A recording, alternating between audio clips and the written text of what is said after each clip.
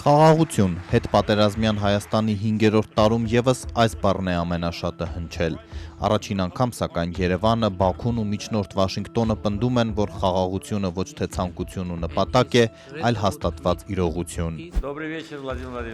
Նոյեմբերի 9-ի եռակողմ հայտարարությունից գրեթե բան չէր մնացել, ոչ Արցախը կար, ոչ գերիներն էին ազատ արձակվել, երբ Նիկոլ Փաշինյանն ու Իլհամ Ալիևը արդեն ոչ թե Ռուսաստանում, այլ Միացյալ Նահանգներում նոր փաստաթուղթ կնքեցին։ Այս անգամ դրա առանցքում Սյունիքով անցնող ճանապարհն է, որ պիտի Ադրբեջանի մի մասը կապի մյուսի, Նախիջևանի հետ։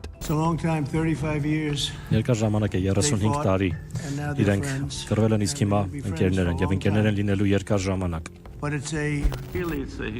Իսկապես պատմական նշանակության օր է։ Այսօր մենք խաղաղություն ենք հաստատում Կովկասում, որը մեծագույն հնարավորություններ կբացի ոչ միայն մեր տարածաշրջանի համար։ Այսօրվա հռչակագրերը, որը անձամբ նաև կստորագրի նախագահ Թրամփը եւ ստորագրման արարողությանը նա անձամբ ներկա կլինի, վստահություն եւ երաշխիք է տալիս առ այն, որ մենք Հարավային Կովկասում բացում ենք խաղաղության, բարգավաճման, անվտանգության եւ տնտեսական համագործակցության էջը։ The President of the Republic of Azerbaijan and the Prime Minister of the Republic of Armenia. Դոնալդ Թրամփի ներկայությամբ, սակայն, խաղաղության պայմանագիրը ոչ թե ստորագրվեց, այլ նախաստորագրվեց։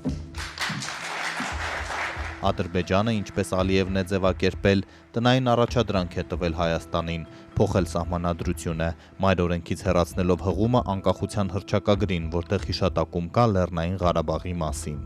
Փոխարենը խաղաղության պայմանագրի հրապարակված 17 հոդվածներում չկա հիշատակում արցախցիների վերադարձի, գերիների եւ Հայաստանի օկուպացված տարածքներն ազատելու մասին։ Բաքուն մինչդեռ հասավ իր վերջին երկու պայմանների կատարմանը, Ղարաբաղյան հակամարտության կարգավորմամբ զբաղվող Մինսկի խումբը լուծարվեց, կողմերը պարտավորվեցին երրորդ ուժեր չտեղակայել սահմաններին։ Ինչ մնում է Սպիտակ տանը համաձայնեցված Թրամփի ուղուն, թրիպին, այն առայժմ ավելի շատ հարցեր է առաջ քաշել։ Հռչակագիրն արձանագրում է Ադրբեջանի հիմնական մասի եւ Նախիջևանի միջև Հայաստանի տարածքով անխոչնդոտ հաղորդակցությունը, միաժամանակ ընդգծելով Հայաստանի համար միջազգային ու ներպետական հաղորդակցության փոխադարձ առավելությունները։ Արդյոք անխոչնդոտ եզրույթը կտարածվի նաև օրինակ Ադրբեջանի տարածքով Երևանից Մեղրի մեկնող հայկական բեռների վրա, ընդդիմադիրները կասկածի տակ են դնում։ Վարչապետը վստահեցնում է՝ այո։ Մեկ-երկու մեկնաբանություն տեսա, որ ժողովուրդ, որ մենք Ադրբեջանի համար բացում ենք մեր ճանապարհները, Ադրբեջանը մեզ համար չի բացում ճանապարհները։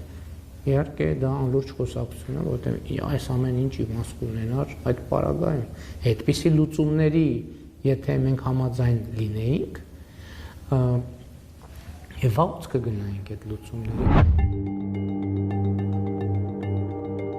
Ադրբեջանը վեխալգում զագարշեչող սայլը 2025-ին Ադրբեջանը սկսեց ու ավարտեց Արցախի գերեվարված ղեկավարության եւ մյուս հայերի դատավարությունը։ Տարեսկզբին արդեն սպասվում են վճիռները։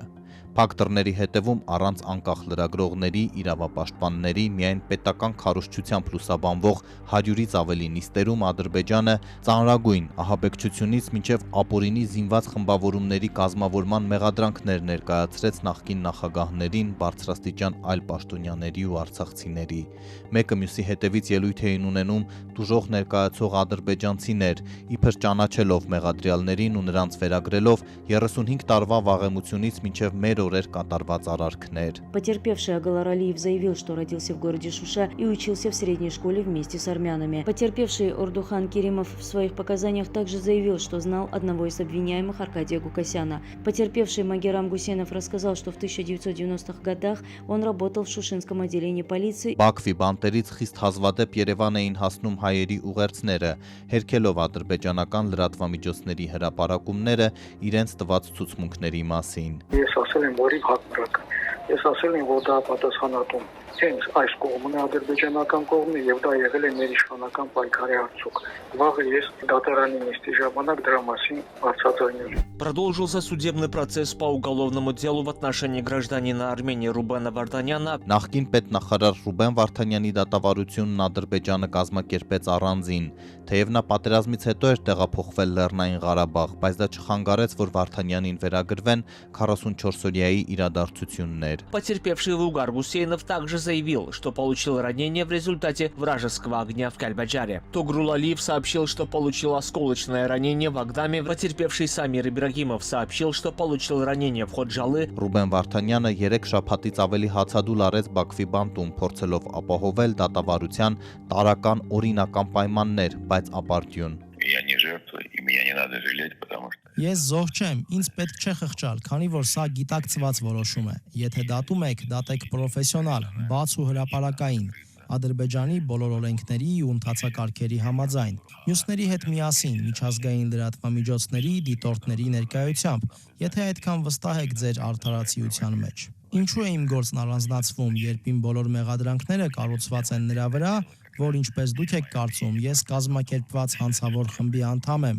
որին անդամագրվել եմ 1987 թվականից։ Դատը մի դարձրեք ձևական դատավարություն, իմիտացիա, շոու։ Имитацию шоу. Ի վերջո մեղադրողը պահանջեց ՑՄԱ ազատազրկման դատապարտել Արցախի նախկին նախագահ Արայիկ Հարությունյանին, պետնախարար Ռուբեն Վարդանյանին, պաշտպանության նախարար Լևոն Մնացականյանին, ազգային ժողովի նախագահ Դավիթ Իշխանյանին, պաշտպանության փոխնախարար Դավիթ Մանուկյանին եւ նախկին արտգործնախարար Դավիթ Բաբայանին։ Իսկ նախկին նախագահներ Բակո Սահակյանի եւ Արկադի Ղուկասյանի համար դատախազը միջնորդեց 20 տարվա ազատազրկում, քանի որ նրանց 65 տարեկանն արդեն լրացել է։ Չնայած Հայաստանն ու Ադրբեջանը 2025-ին նախաստորագրեցին խաղաղության պայմանագիրը, Անկարան չշտապեց կարգավորել հարաբերությունները Երևանի հետ, թեև որպես պատրվակ հենց Ղարաբաղյան չլուծված հակամարտություններ բերում։ Սակայն որոշակի տեղաշարժ Հայաստանն ու Թուրքիան կարծես գրանցեցին։ Վարչապետ Նիկոլ Փաշինյանը աշխատանքային այցով մեկնեց Թուրքիա։ Սա նրա առաջին այցը չէր, արդեն հասցրել էր լինել Ռեջեփ Էրդողանի երթմնակալությանը, բայց առաջին անգամ Հայաստանի որևէ ղեկավարի այցին պաշտոնական բնույթ հաղորդվեց։ Ստամբուլի օդանավակայանում Հայաստանի դրոշն էր բարձրացվել։ Ռեջեփ Էրդողանը նույնպես Նիկոլ Փաշինյանին դիմավորեց Հայաստանի եւ Թուրքիայի դրոշների մոտ։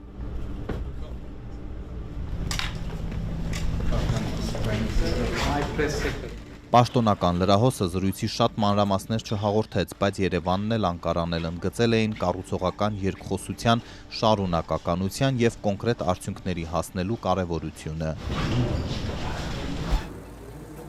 Վարչապետը Թուրքիայի հայ համայնքի հետ էր խոսել հեռանկարի մասին։ Որակում են այցը պատմական, Թուրքիայի մեր գործընկերներն էլ արդեն հասցրեցին նոր հարաբերություններ հաստատելու հնարավորություն է եւ նոր հարաբերություններ հաստատելու օրակարգ է այս ամեն։ Դա է բխում մեր երկրների շահերից։ Երբ որ այսպես ենք ձևակերպում հարցերը, տեսնում ենք, որ բազմաթիվ խնդիրներ շատ ավելի հասանելի, լուծելի եւ իրատեսական են թվում։ Այս տարի էլ հանդիպումներ անցկացրին Հայաստանի եւ Թուրքիայի բանագնացները, Սերդար Քլաչը նույնիսկ Երևան եկավ, տարեվերջին ակտիվացան սահմանի բացման մասին խոսակցությունները։ Նախագահ Էրդողանը հայտարարեց, թե տարեսկզբին ձեռնարկելու են մի քանի խորհրդանշական քայլեր։ Արդյոք սահմանը դիվանագիտական անձնագիր ունեցողների եւ երրորդ երկրների քաղաքացիների համար բացելու մասին է, որ տարիներ առաջ պայմանավորվել էին կողմերը, Թուրքիայի առաջնորդը չհստակեցրեց։ Երևանում գոհ են այդ հայտարարությունից։ Թուրքիայի հետ կապված ես ողջունում եմ այդ պատրաստակամությունը, ես ձեզ անկեղծ ասեմ, մեր երկկողմ երկխոսության մակարդակով արդեն հասունացել այն պահը, երբ որ ինչ-որ սիմվոլիկ եւ նույնիսկ ոչ սիմվոլիկ ավելի լայն եւ կոնկրետ քայլեր պետքա տեղի ունենան եւ ես հույս ունեմ, որ այդ քայլերը տեղի կունենան։ Փաշինյանը Էրդողանին հրավիրել է Երևան մասնակցելու գարնանը կայանալիք Եվրոպական քաղաքական համայնքի գագաթնաժողովին։ Վարչապետը լավատես է, որ Թուրքիայի ղեկավարը չի մերժի։ Այս լավատեսությունը Անկարան երբեմն կոտրում է, հիշեցնելով, որ դեռ ստորագրված չէ հայ-ադրբեջանական խաղաղության պայմանագիրը։ Türkiye'nin başından itibaren. Մենք սա անում ենք հետևյալ պատճառով։ Թուրքիայի հետ հարաբերությունների կարգավորումը, սահմանի բացումը եւ տնտեսության վերականգնումը կարեւոր են Հայաստանի համար։ Եթե մենք հիմա կարգավորենք հարաբերությունները, մենք Հայաստանին կզրկենք Ադրբեջանի հետ խաղաղության համաձայնագիր ստորագրելու ամենահիմնավոր շարժառիթից։ Դա կարող է բերել տարածաշրջանում սառեցված հակամարտության, ինչը մենք չենք ուզում։ Seviyesine ulaşan ilişkilerimizde Ինչքան կարելի է այդքան խոսել սրբության մասին ու այդքան արտասուրբ լնել։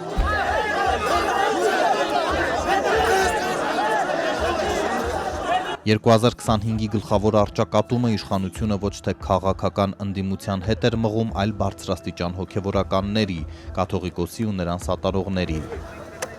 Այն, որ վարչապետի եւ Գարեգին երկրորդի ջրերը մի առվով չէին հոսում, նորություն չէր։ Կաթողիկոսը պատերազմից հետո ուղիղ պահանջել էր Փաշինյանի հրաժարականը։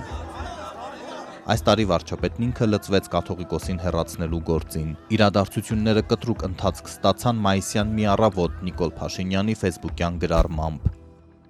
Սրբազան, գնա շարունակիր քերուդ կնգան դոմփել։ Ինձ հետ ինչ գործ ունես։ Վարչապետին ըստ ամենայնի զայրացրել էր հոգևորականների քննադատությունը իր հասցեին, որ հաջորդել էր կառավարության նիստում ասվածին, թե եկեղեցիների տարածքները պահեստի են վերածվում։ Ես դες պաշտոնապես ասում եմ, որ մեր եկեղեցիները չուլանացված են, չուլանացված։ Վարչապետի կինն ավելի հեռու էր գնացել։ Երկրի գլխավոր մանկապիղծները չուլան բառից դիվահարվել են։ Դե իհարկե, այդպես էլ պետք է լիներ։ Չէ որ չուլանները սև սքեմ հագնող մոլագարների կյանքի մութ անկյուններն են։ Հենց չուլաններում են տեղի ունենում այլասերվածություններ, որոնք արդեն հավատավոր ժողովրդի ցասմանն անգամ չեն արժանանում։ Քեռակնոջ մասին գրառումը հետագայում նաև ավելի պատկերավոր դրսևորումներ ստացավ։ Հրապարակվեց Մայր Աթոռի առանցքային պաշտոնյաներից մեկին, դիվանապետ Արշակ Սրբազանին վերագրվող տեսանյութը։ Հարկ Աստծո, ես իմ կյանքում չունեմ արած բաներ, որոնց համար ես ամաչեմ։ Իհարկե, դրանք կեղծիք են եւ սուտ են։ Դուք պետք է գտնեք այն անձին, ով հորինել է այս տեսագրությունը եւ ով տարածել է։ Այսինքն այդ կադրերին դուք չեք պնդում եք։ Իհարկե ես չեմ։ Մյուս կողմից վարչապետն ու նրա քաղաքական թիմը ամենօրյա ռեժիմով բարձրացնում են կաթողիկոսի կուսակրոնության հարցը, արդյոք նա զավակ ունի։ Գարեգին երկրորդի մասին խոսում միայն նրա աշխարհիկ անունով։ Ավելին Փաշինյանը պայման է դրել, որ պատարակներին, որոնք ինքը պիտի լսի, չտան Վեհափառի անունը։ Բայց ես իմ շնորհակալությունը անկեղծ ուզում եմ հայտնել մեր երկրի ղեկավարին։ Շատ չանցած ի հայտ եկան նաև այդ պայմանը կատարող հոգևորականներ, նախ ոչ բարձրաստիճան, որոնց Մայր Աթոռը կարգալույծ արեց։ Կարգալույծ եղած կաթողիկոսին չի կարող կարգալ։ Բայց մեր քահանան Տեր Արամնա լինել։ Ապրես։ Մենք դա ենք ուզում։ Ապրես։ Մենք չենք եկել վիճելու, մենք Եկել ես եւ վիճում ես շատ բարձր։ Դուք պետք է ժամը 15:00-ին հանձնեիք ծանոթագիրի մեջ ներկայացված։ Չեմ ընդունում։ Նա պետք է հանձնեիք։ Ահա, բայց չենք հանձնում։ Տեսնելով թե ովքեր են հանձնախմբի անդամները եւ ես խնդրեցի, որ հանձնախումբը նախ քննի իր անդամների կարգապահական հարցերը, նոր դրանից հետո անդրադառնա ինձ վերաբերող հարցերին։ Սրբազան հայրեր, նախ ուրախ եմ ձեզ տեսնելու համար։ Բայց տարեվերջին այս շղթան հասավ նաև եկեղեցու վերնախավին։ Վարչապետի ընդունելությանն արժանացան արքեպիսկոպոսներ, որոնք օրեր անց կաթողիկոսի հրաժարականի պահանջով աջակիցների հետ հասան Մայր Աթոռ։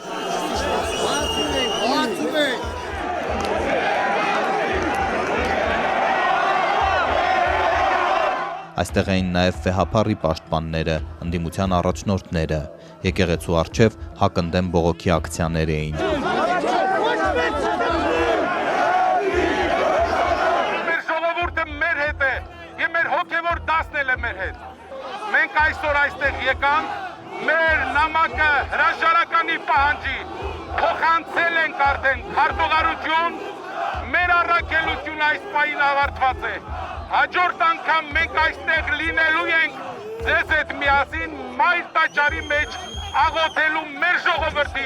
ու մեր ազգի ու մեր հոգևոր դասի ամրապնդման եւ պայծառության համար։ Հոգևոր ասպարեզում արկա խնդիրները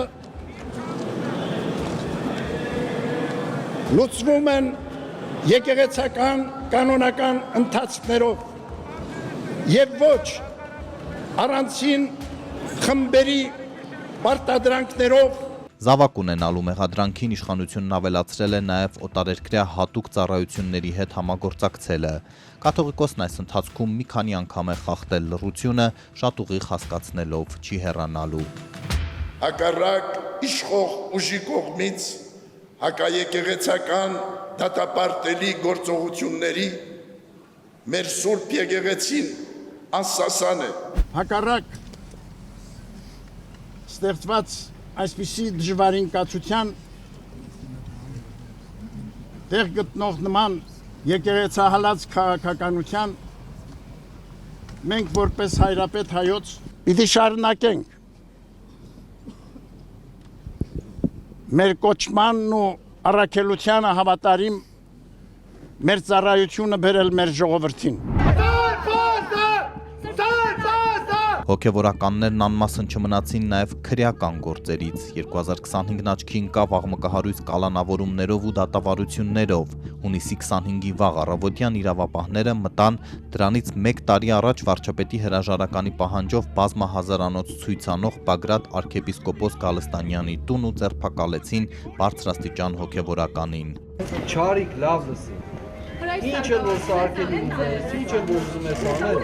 քեզ շատ քիչ ժամանակ է մնացել։ Դիմացի կգա։ Ահաբեկչության եւ իշխանությունը յուրացնելու նախապատրաստության մեղադրանքով Բագրատ Սրբազանն ու մոտ 2 տասնյակ թիմակիցներ արդեն կանգնել են դատարանի առջև։ Նրանք մոնտաժված ու կեղծ են որակում իրավապահների հրապարակած ձայնագրություններն ու ապացույցները Երևանում զանգվածային անկարգություններ նախապատրաստելու վերաբերյալ։ Իշխանությունները առանց դատարանի որոշման Գալստանյանին ու մյուսներին հռչակել են ահաբեկիչներ։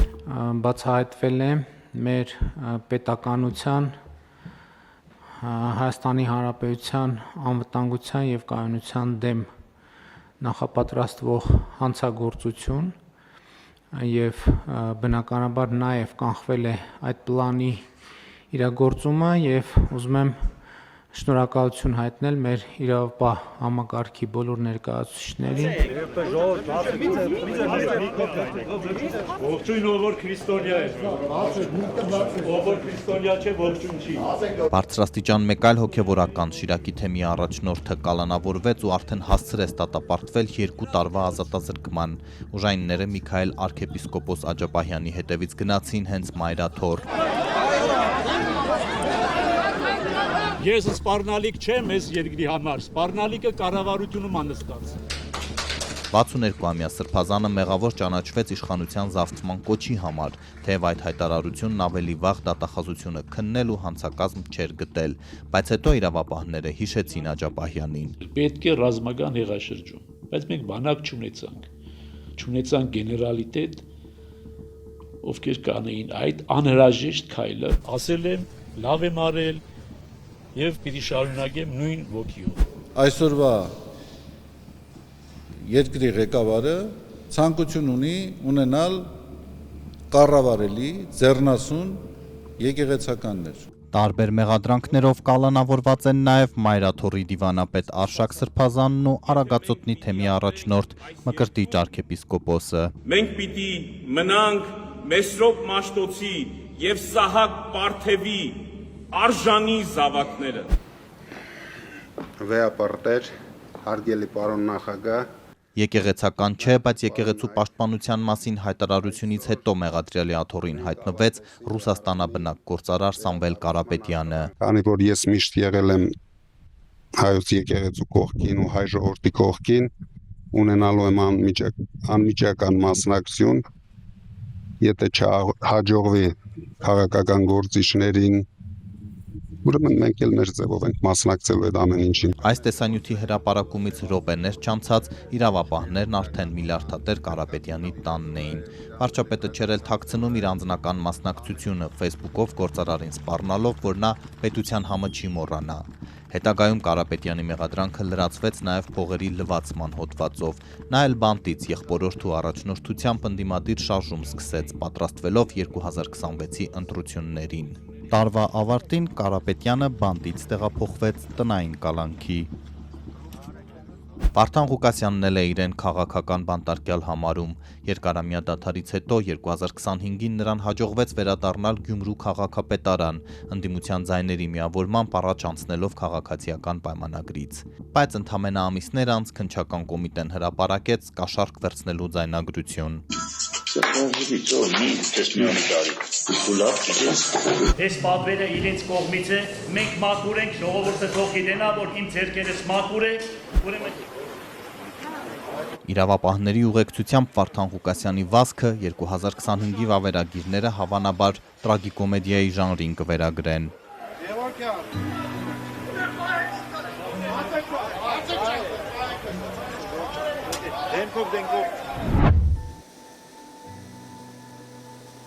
2025-ին Հայաստանը ցնցեցին երեխաների անհետանալու ողբերգական 2 դեպքերը։ Մարմարիկցի 2 տարեկան Տիգրանի Դին 20 օր անց միայն հայտնաբերվեց գետում։ Անհետացած մյուս փոքրիկի ծափաթաղցի 3-ամյա Տիգրանի մարմինը 1 շաբաթ որոնումներից հետո հայտնաբերվեց Գյուղամերձ դաշտում։ Քննիչները հետո պիտի հայտնեին, որ նրան խեղդելով սպանել է հայրը։ Հանրության համար սառը ցնցուղ էր Փարաքարի ընդդիմադիր համայնքապետ Վոլոդիա Գրիգորյանի ու նրա ընկեր ոստիկան Կարեն Աբրահամյանի սպանությունը հենց Գրիգորյանի տան դիմաց։ Նրա թիմակիցներն ու ընտանիքը համաձայն չեն անձնական վրեժխնդրության պաշտոնական վարկածի հետ։ Չնայած բոյկոտի կոչերին ու բողոքի ակցիաներին Երևանի տրանսպորտն ի վերջո թանկացավ։ Քաղաքային իշխանությունները ճիշտ է մի քիչ նահանջեցին, ներմուծելով մեկանգամյա 150 դրամանոց տոմսեր։ Կանգառներում պիկ ժամերին կուտակումները շարունակվում են, ավտոբուս խցկվելը շատ հաճախ բարդ փորձություն է։